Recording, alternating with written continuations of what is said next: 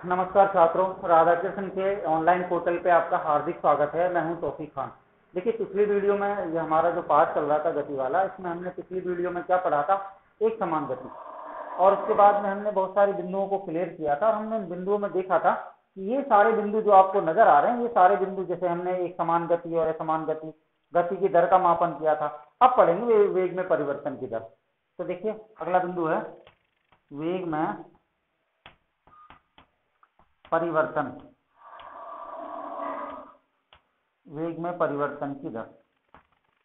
अब देखिए, इसको आपने 8वीं क्लास में पढ़ा होगा कि वेग में परिवर्तन की दर अगर है, वेग में अगर परिवर्तन होता है तो वेग में परिवर्तन की दर किस तरह से होती है।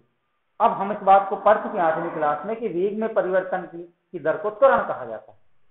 एक अन्य भौतिक राशि का जन्म होता है अगर कोई वस्तु, देखिए मैं इसको आपको स्पष्ट रूप से बता देना चाहता हूं कि अगर कोई वस्तु एक समान वेग से, अगर मैं क्या काम करूं, दो वस्तुओं का उदाहरण आपके सामने लूं कि एक वस्तु क्या है, एक सरल रेखीय पथ में एक समान वेग से गति कर रही है, तो उसका वेग कभी भी शून्य नहीं होगा। ये बात याद रखनी, क्योंकि उसका वेग समान, वो उसकी जो गति है वो निरंतर चल रही है। एक सरल रेखीय पथ में गति करती हुई कोई वस्तु का वेग कभी शून्य नहीं होता। हाँ, अगर कोई वस्तु भिन्न भिन्न वेगों से या उनकी दिशा अलग है तो उनका वेग बदल सकता है, समय के साथ परिवर्तित होता रहता है।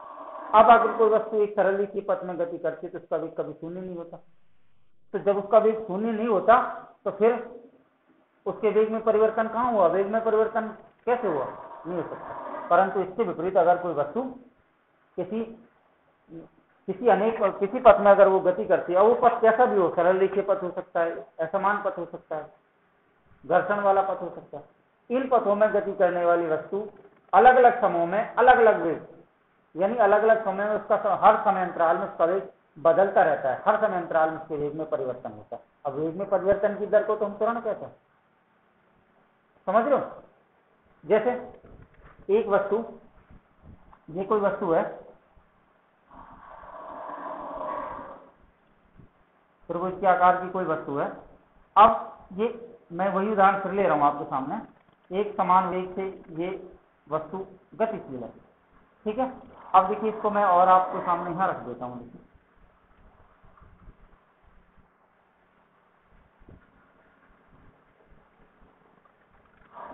इस वस्तु को मैंने यहां रखा हुआ है, या आप इसको गोलाकार वस्तु कह लो, आपको ऐसे समझ में आए ये,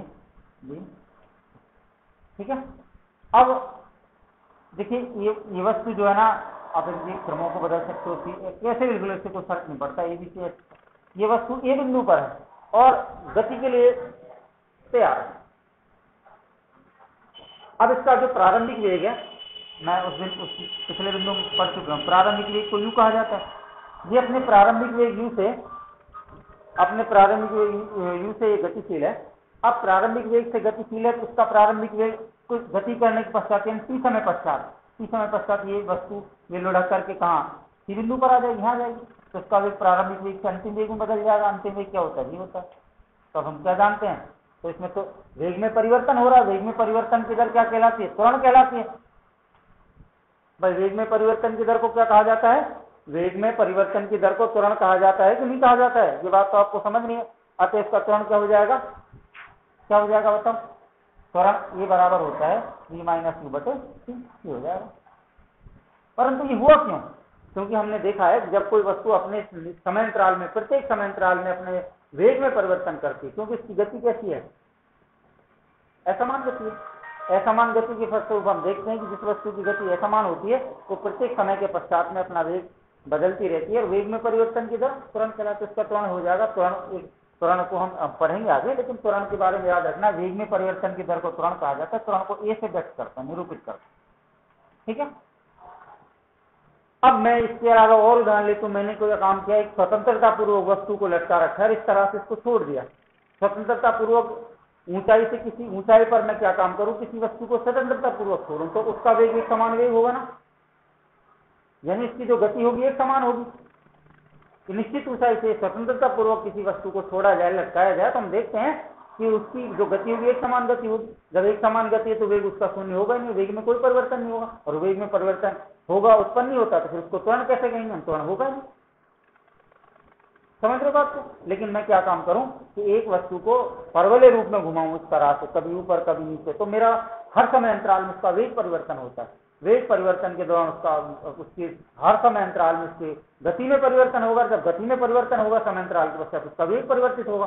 वेग परिवर्तित होगा तो फिर उसका उसमें त्वरण उत्पन्न होगा, क्योंकि वेग में परिवर्तन की दर को तो हम लोग त्वरण कहते हैं।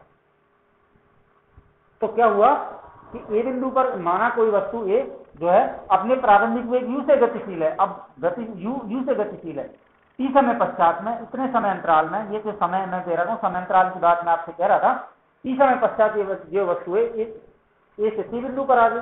सी बिंदु पर आने पर उसका प्रारंभिक वेग अंतिम वेग v में बदल गया। तब उसमें उत्पन्न त्वरण क्या होगा भाई, वेग में परिवर्तन समय अंतराल के साथ त्वरण कहलाएगा। त्वरण हो जाएगा v माइनस q बटे टी। टी क्या है, इसमें लगा समय अंतराल को व्यक्त करता है। v क्या है, अंतिम वेग, और u का प्रारंभिक वेग v क्या है, त्वरण। समझ रहे हो? तो इन तीनों चारों से हमें स्पष्ट हो गया कि जब किसी वस्तु के वेग में परिवर्तन होता है तो वेग में परिवर्तन के फलस्वरूप एक नई राशि का जन्म होता है जिसे त्वरण कहा जाता है। समझ रहे हो बात को?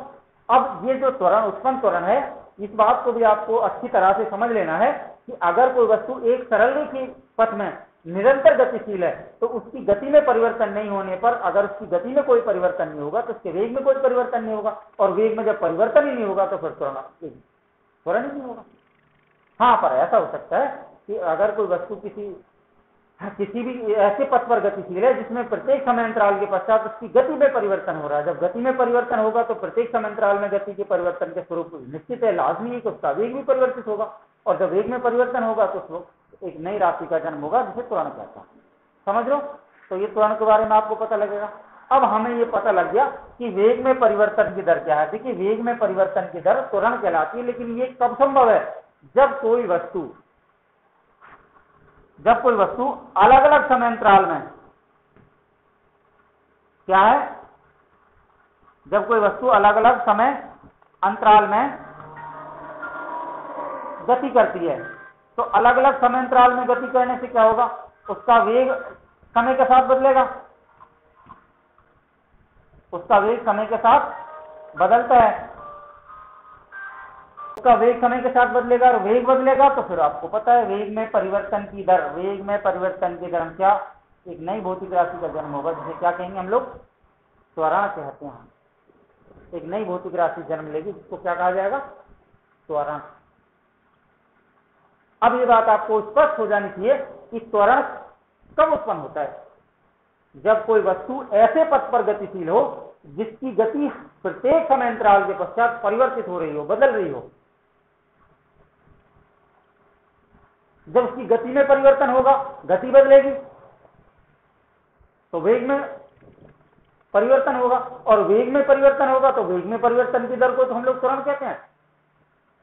लेकिन यह संभव नहीं है कि अगर मैं क्या काम करूं, किसी एक निश्चित ऊंचाई से वस्तु को छोड़ूं तो उसकी जो गति होगी एक समान गति होगी, एक समान गति में समय के साथ कोई परिवर्तन नहीं होता। जब कोई परिवर्तन नहीं होगा तो वेग में परिवर्तन नहीं होगा, वेग में परिवर्तन नहीं होगा, वेग ही नहीं बदलेगा उसका, तो फिर त्वरण कहां से उत्पन्न होगा। इसी प्रकार किसी निश्चित पथ में गतिशील वस्तु चाहे उसकी गति कैसी भी क्यों ना हो, अगर वो निश्चित समय के अंतराल के पश्चात वो अपनी गति में कोई परिवर्तन नहीं करते तो गति में परिवर्तन ना होने से उसके वेग में परिवर्तन नहीं होगा, और जब वेग में परिवर्तन नहीं होगा तो फिर त्वरण कहां से उत्पन्न होगा।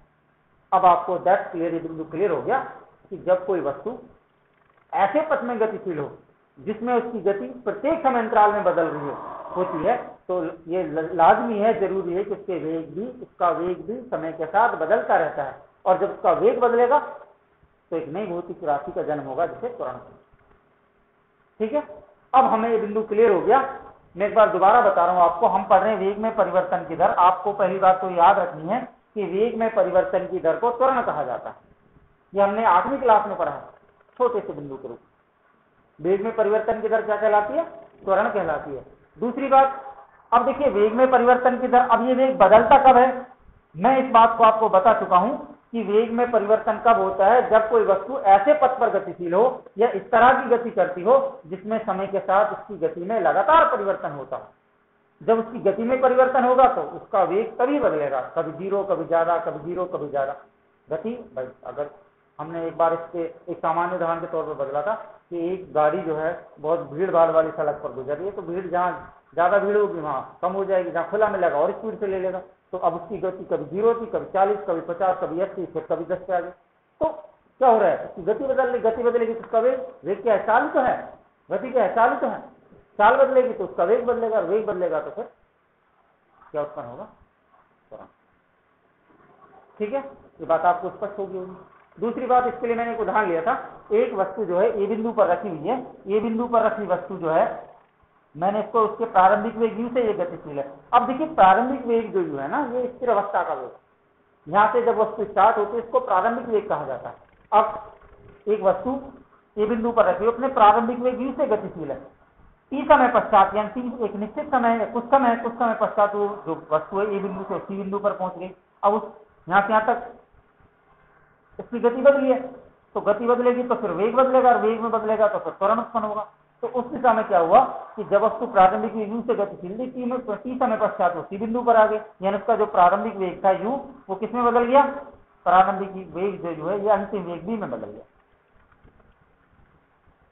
तब उसमें त्वरण उत्पन्न होगा। तो त्वरण क्या हो जाएगा, ए बराबर वी माइनस यू बटे टी, जहां यू तो क्या है प्रारंभिक वेग, वी क्या है अंतिम वेग, टी इसमें लगा समय है, कौन है, त्वरण। तो ये बात जो बिंदु बिल्कुल आपको स्पष्ट हो गया होगा। अब इसके बाद जो मैंने वो न्यूमेरिकल में लिखा है तो न्यूमेरिकल करने, इसके ऊपर भी न्यूमेरिकल आप कर लेना। मैं इसलिए इनको छोटा छोटा कम कम पढ़ा रहा हूँ, 15-15, 20-20 मिनट की वीडियो, ये छोटा सिलेबस है, जल्दी हो जाएगा। धीरे धीरे इनको समझो, अच्छे से समझो, और सारे लड़के लड़कियां ऑनलाइन आओ। कहीं दिक्कत हो तो बताओ, मैं तभी मन लगा के पढ़ाऊंगा, अच्छे से और पढ़ाऊंगा जब तुम पूछोगे कुछ समझोगे। ठीक है, बस।